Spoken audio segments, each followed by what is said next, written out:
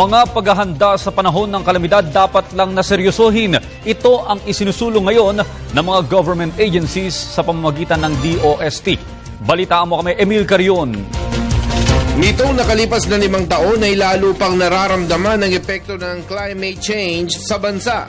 Malalakas na bagyo ang resulta, mataas na bilang ng mga namamatay, mga nawasak na ari-arian, mga rumaragasang baha, kasiraan sa infrastruktura, isang patunay na umeepekto na nga ang climate change.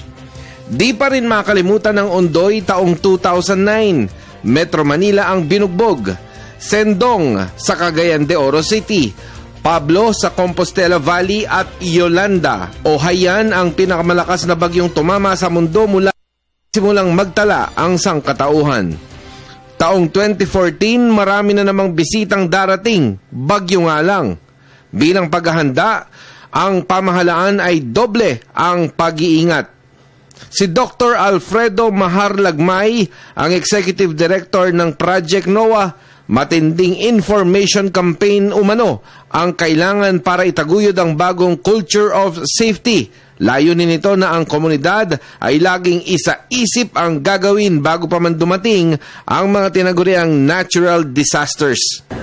What we need to do is to beef up our knowledge, get the information, education about storm surges and other hazards to be much better.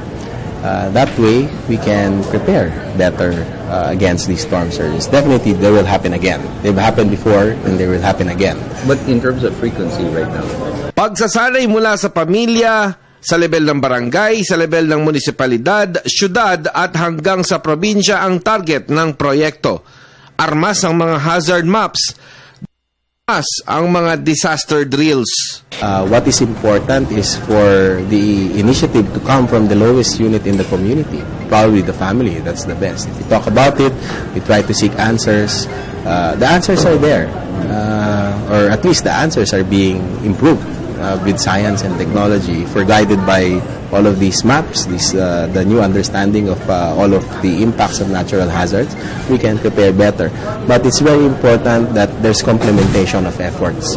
And if the people don't embrace the science and technology, then all efforts will fail. It's not... Bukod sa mapa ay importante rin ang pagtalima sa building code. Pangunahin dito ang mga tinaguriang safety promotions, pag-alam sa mga danger areas lalo na sa mga pampublikong lugar. It's not really the code that's the problem. I think the problem is the implementation. Like for example, this no-dwelling zone, this no-build zone. There's a provision in the water code wherein in urban areas you're not supposed to build 3 to 5 meters away from the coastline and from the edge of the river. If it's an agricultural, it's 20 meters. If it's a forested area, it's 40 meters away from the coastline. So there's a building code and it's not being implemented. Kasama si Freddy Abando para sa Telebisyon ng Bayan, ako si Emil Carion.